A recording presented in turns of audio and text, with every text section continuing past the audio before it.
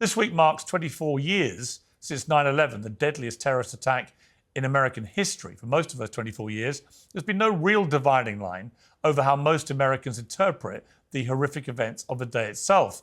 But Tucker Carlson's about to release a documentary series with the tantalizing tagline, "It's time Americans learned what actually happened." And Tucker Carlson, founder of the Tucker Carlson Network, joins me now. Tucker, welcome back to Uncensored. Thank you, Piers. Thanks for having me. You're looking very sprightly, if I may say so. Thank you. I think your intro is, you make a smart point that it is about trust. It's not a classic partisan division.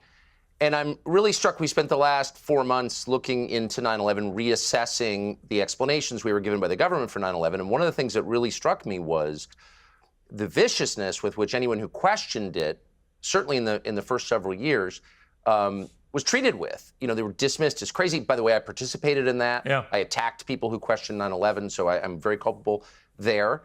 But there's a very simple way to dispel conspiracy theories, to make people with dumb ideas look foolish, and that's by disclosing what actually happened. It's by telling the truth. It's through transparency that you gain trust. It's not, I mean, if your children say, "I'm not going to tell you," does that engender trust? Of course not. It destroys it. And so there's also a sense in which it's outrageous that the U.S. government could presume to hide from the people who own the country, the citizens, the truth about an event that changed the nation more than any other in our lifetimes, any since the Civil War. It's a completely different country since 9/11. Millions of people died in the aftermath of 9/11. And so what exactly is the justification for not telling us what happened that day? And they haven't, period. Well, let me play a trailer from the series. Let's take a look at this. The official story on 9/11 is a complete lie. The 9/11 report is a joke. You have the CIA following two men all over the planet, and then eventually even to America, right? And you don't tell the FBI. 9/11 Commission, cover.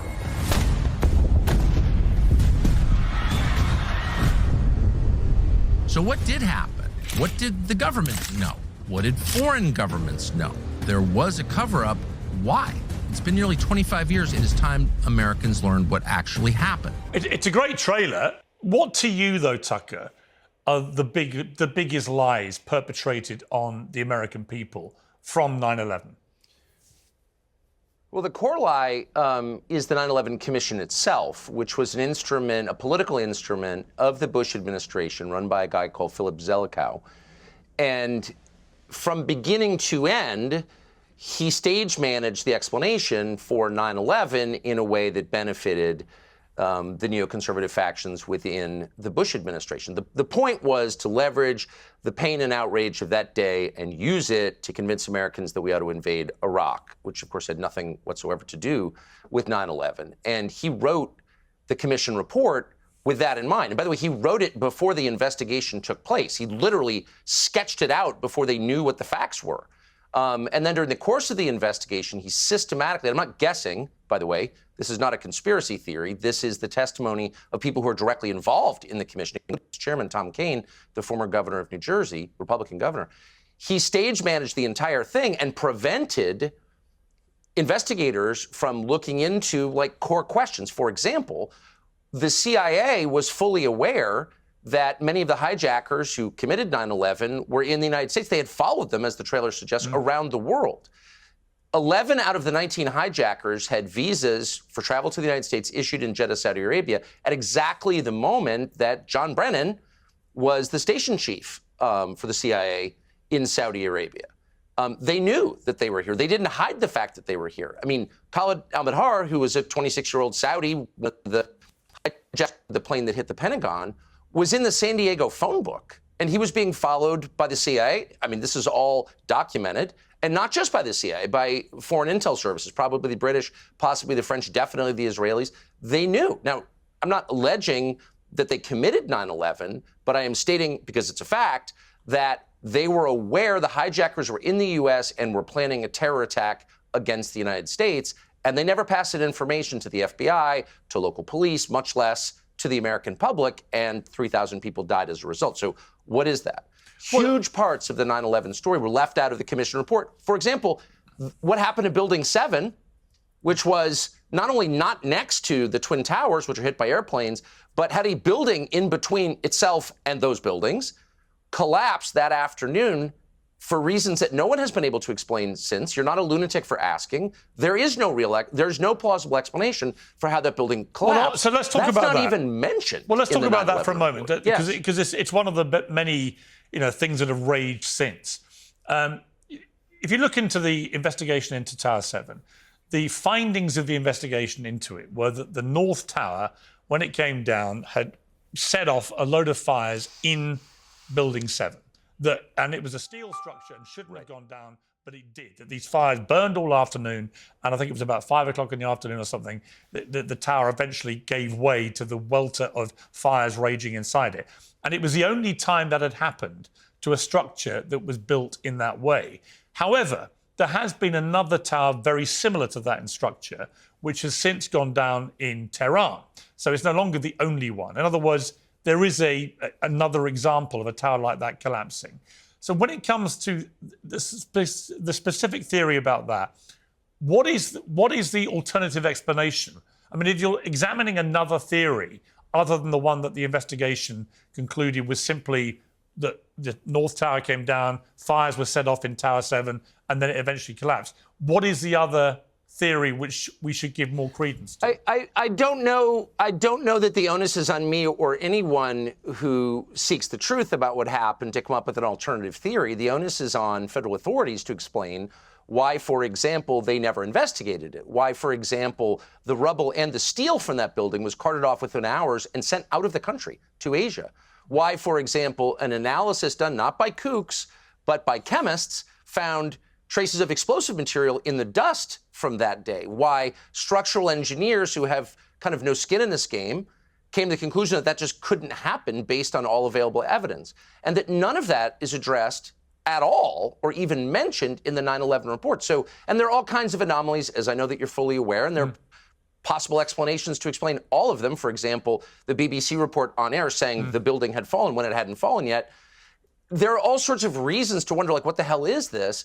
But it's not incumbent on us to provide explanation. It's incumbent on the people running the government and running the supposed investigation into this to tell us, like, what was that? And I mean, I have a very so open mind. The reason I'm interested to watch your documentary series, I have a genuinely open mind. And actually, I would say it's been more opened generally about this kind of thing since the COVID pandemic. That I was too, I think, credulous about what the authorities were saying through the pandemic to my detriment. You and I have had this conversation. So I have a very open mind about this. I mean, on the specifics, for example, the BBC report you mentioned was based on a false Reuters report that they retracted soon afterwards and said it shouldn't have gone out. And the building, you could see the building behind the BBC journal. So it was obviously ludicrous. CNN did the same thing. But having been in the news game as you have, on big breaking news stories, fog of war stuff happens. And if it was a genuine error by Reuters, okay. I remember, for example, just as a comparison, I remember being on air at CNN when the hurricane came through, Hurricane Sandy burst through Manhattan. I don't know if you were probably at Fox then, I think. But if you remember, half the lights went out in Lower Manhattan. And I remember a report coming from CNN that the stock exchange was underwater. And that had an immediate impact on global markets. And it turned out that was a false report. So these things can have an overview from everything you've unearthed in a documentary, though. Have you unearthed any evidence that there was any suggestion anywhere of an inside job? Or is the stuff that you're talking about in relation to CIA and the fascinating details of these two people in particular they were following, is that more cock-up than conspiracy? In other words, was it a gigantic cock-up that after bin Laden had already had one go at the World Trade Center, that there was just not a collective effort by the CIA, by FBI, by other intelligence agencies around the world to stop him succeeding with a second attempt? So is it cock-up, or do you think there is merit to suggestion that some people somewhere must have known more than we've been told? Well, we know that people did know more than we've been told. I mean, somebody shorted the airlines and a bunch of the banks that were affected. Now, this is not a conspiracy theory. It's not a guess. This is publicly available information. Now, the FBI found out the identity of the person or institution that shorted these events on 9/11 and made a huge amount of money by doing that, but never released that information. So why can't we know who clearly had foreknowledge? I mean, if you're shorting American Airlines a week before 9/11, when no one knows it's coming, I think you should have to explain why you did that. And if you're shorting Barclays and banks that were affected by 9/11, why can't we know who you are? These are public markets, by the way. This is not private equity. This is publicly traded equities. So I wonder about that. So clearly, yes, there was foreknowledge. By the way, there was a team, this is according to the FBI, by the way, this is the FBI saying, there was a team of clearly intel-connected foreigners who were arrested after 9/11, as you well know, videotaping the terror attacks. This is, I'm almost verbatim quoting from the FBI assessment of this. And the FBI determined that they apparently had foreknowledge of the attacks. So why can't we know more about that? Exactly. Shut up. That's bigoted. No, this is my country, actually. I know people who died on 9/11.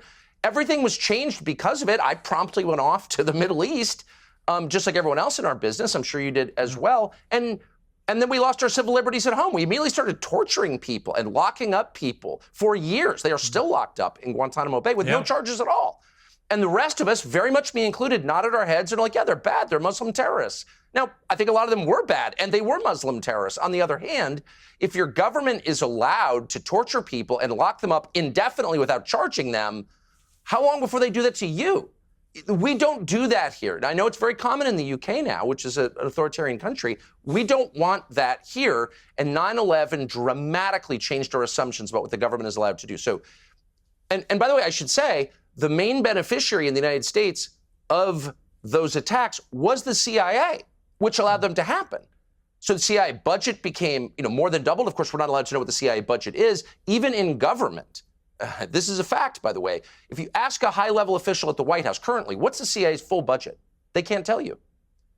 It is a secret that is so closely guarded that even people in charge of administering the government don't know what their budget is. But from what we can tell, it's more than twice what it was before 9/11. Okay, but what you're suggesting with your phraseology about that is that the CIA were part of a kind of inside track knowledge about what may happen, which is obviously an incredibly serious No, I'm not charge. suggesting that. I'm not suggesting that. I'm stating the facts, which are that the CIA was fully aware that many of these hijackers were here, that those visas were issued in a country with which we have very close security service cooperation at a time when John Brennan was running a station there. But that's different to saying that they knew what was going to happen.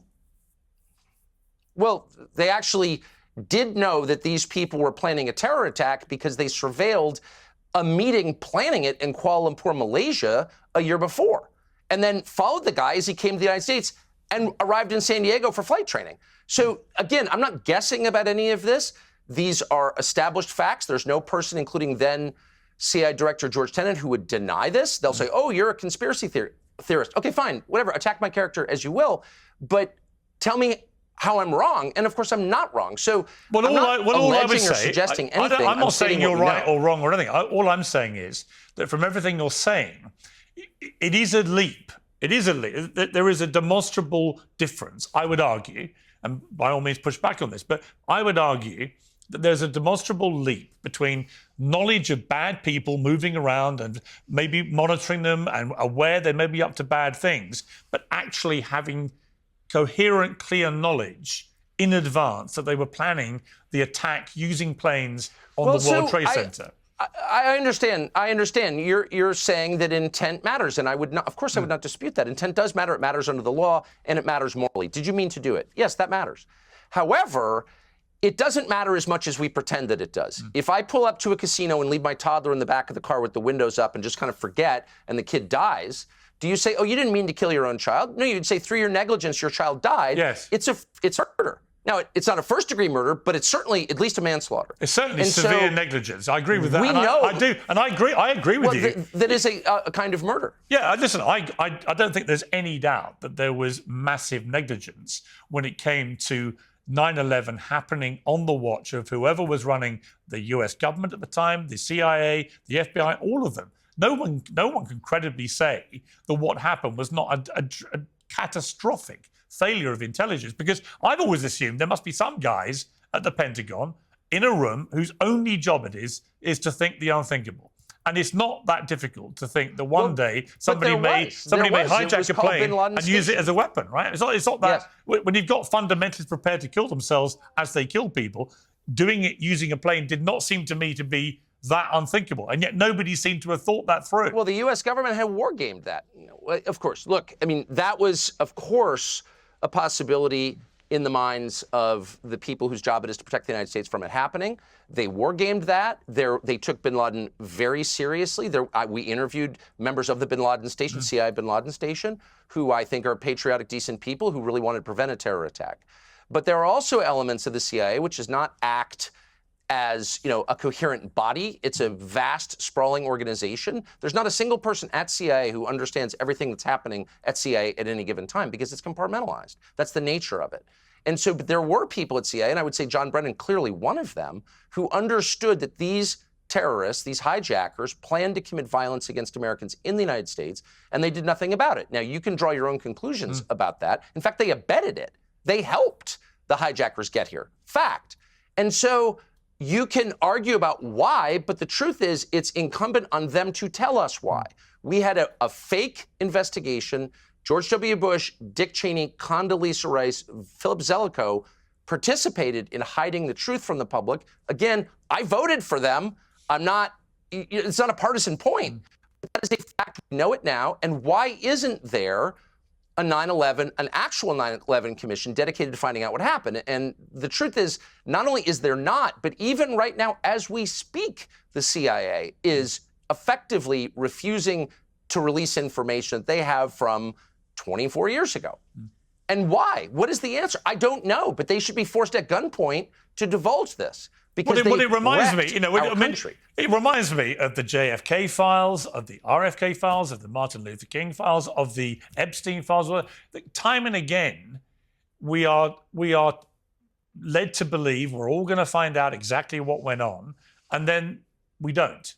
So that there is clearly behind the scenes, at high levels of the government machinery, a concerted effort, and there has been for many, many decades, to prevent the American people and the wider world, but the American people, I think, from knowing the full story about any of those things. Well, especially in the case of the Kennedy files, which have been the subject of a bunch of federal laws passed by Congress that demand disclosure. The current president, on January 23rd, issued an executive order saying release it all, and they haven't. So why is that? Is it to protect the CIA, actually? Who was the CIA director in 1963? John McCone. How many people know that? How many people care? Nobody. So is it to really protect an agency, 60-odd years later? I don't think it is. Or maybe it is. I don't know. All I know, and this is a statement of fact, that they are not releasing relevant information that pertains to that event. That's I agree with the murder of his sitting U.S. president. Yeah. And by the way, a whole lot of other things. I mean, the UAP, you could just go on forever. And the cumulative effect, it bears on what you said in your smart intro, I think, which is that at a certain point, people understand it's not a democracy, that people do not rule. They actually have no relevant input into how the government operates. It's not operating for their benefit. And they either become one of two things: cynical and resigned, non-participatory, I give up, give me some fentanyl, or they become revolutionary. And both are really bad. Both make a stable future impossible. And so the only remedy is disclosure. And I have to say, at this point, because they've been so resistant to it, I don't know why we have a CIA. It's the most important significant player in global affairs. It's not controlled by anybody. It's not democratically controlled. Again, we don't know the budget. And that fact alone prevents this country from being a real place. So why do we have it? We need intel gathering, of course. You need some sort of probably paramilitary force, I guess. You could have that. We have a DOD. Why is it run out of CIA? Why does that still exist? And no one is willing to answer that question because they're afraid. And the truth is, if the president of the United States is murdered and everyone believes that the CIA played a role in it, probably lots of players there, but CIA was clearly one of them. The Counterintel Division clearly played a role and lied about it. then every subsequent U.S. president lives with that hanging over his head. Well, also, there are we've boundaries, had there are guardrails. You cross over them, and you could get killed. Right. I mean, we've had with Donald Trump. There were 2 attempts on his life in the run-up to the last election. That's correct. One was this young kid who appeared to have absolutely nothing on his files whatsoever. We seem to know nothing about this person. He just somehow existed in a total vacuum of any information. And the second guy, a few weeks later, was able to sit in a bush for 12 hours preparing to assassinate Donald Trump if he'd walked up about 500 yards up a golf course to where he was waiting by one of the greens. And I found that deeply unsettling, because you would have thought that Trump by then would be the most protected human being in history, having just survived an assassination attempt. Both of those cases raised all sorts of questions which we just don't know the answers to. And that's happened in the last year. I don't know, and I'm I can't say this definitively, but my strong impression is that, people at the top levels of government don't know the answers, right? So right. that including Donald Trump paints a pretty. I think that's right, but I don't know. But the picture that emerges is very clear, and everyone can see it, which is a government that is not controlled by the voters or even the people the voters elect to control the government. It's controlled independently by the people who staff it and other aligned interests, not all of them American. So that is not a picture of democracy or even of oligarchy. It's a picture of something much darker than that. And people who point it out are roundly attacked and criticized, and their children are attacked. I mean, anyone who's done this knows the consequences of doing it, but it doesn't make it any less true, actually. You can attack me all you want, don't really care. Why don't you answer the question, how does this work? And why can't I know? And if I can't know, who has greater authority than I do as a taxpayer and a citizen? What you're really revealing is that the system itself is utterly fake. Okay, I guess everyone knows that now, but what are the consequences of knowing that? The consequences of knowing that are dire and scary. And so I think at this very late date, we should try to fix it. And the only way to fix it is by telling people the truth and reading them in, as they say in Washington. Read me in to what my government is doing with my money in my name. And if you won't do that, then at a certain point, how is it not justified to try to replace the government? That actually is tyranny. What's the other definition of tyranny? I don't, so they're really playing with fire. I don't want revolution. I can't stand violence.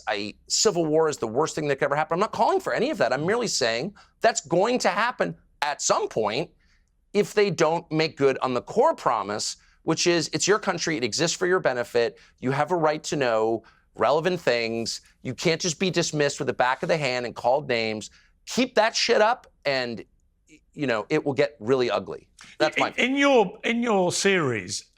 Do you dispel some of the sort of madder conspiracy theories? And I'll give an example, which you may or may not agree with me as mad, but there's been a raging conspiracy theory ignited again by what's happened in Gaza, that Israel was somehow implicated in 9/11. It was in their interests for that to happen, because then it would lead rage against all their enemies in the Middle East and so on.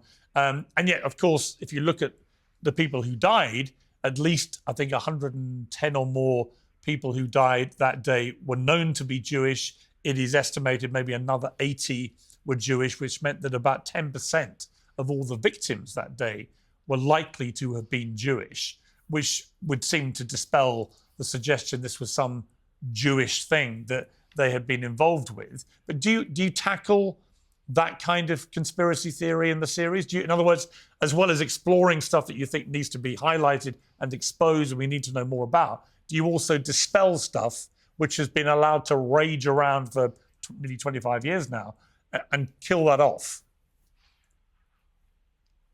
Well, it hasn't so much been allowed. It's actually been greatly discouraged. I don't repeat every theory about it. They're endless, and I don't really see the point in elevating things that we can't know are true. I would say the effect on me was to make me more suspicious, actually. And again, we didn't interview people who gather their information about 9/11 from the internet. We interviewed only people who are directly involved in the events and the subsequent events. So government officials. So it was almost exclusively government officials. And during the course of that experience, I became more prone to believe that this is really, really bad. This is super bad. And as to the question that you asked specifically about Israel, no, of course I didn't allege that, the Jews did it. I don't even know what that means. I think, in fact, saying things like that is a way to discredit real questions. Right. Like, we know, Benjamin Netanyahu on camera right after said this is a good thing because it brings the United States into a conflict that we've been involved in on an existential level for decades. He said that out loud. I'm not guessing, you can pull the tape.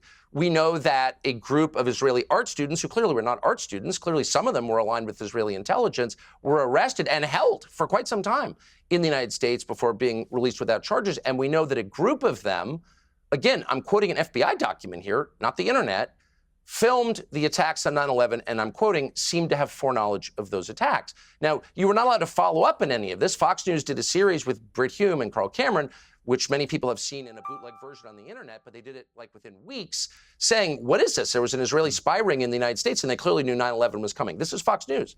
They pulled that under pressure. They pulled that off the internet.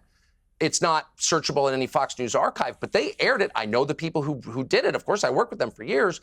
They're real people. They're not crazy. In fact, they're pro-Israel, but they had a fact set before them, and they reported it, which is called journalism, and subsequent generations have been forbidden from noting what is now factually true. Those are factually true statements. Now, we tried to interview some of those people. One lives in the United States, in California, and made no headway whatsoever. And we knew as we did it, by the way, that we're going to be attacked as anti-Semites or something. That's the litmus test for everything. Well, is Israel bad? How dare you say that? Are you going to go out on a limb and criticize Israel? What about my country?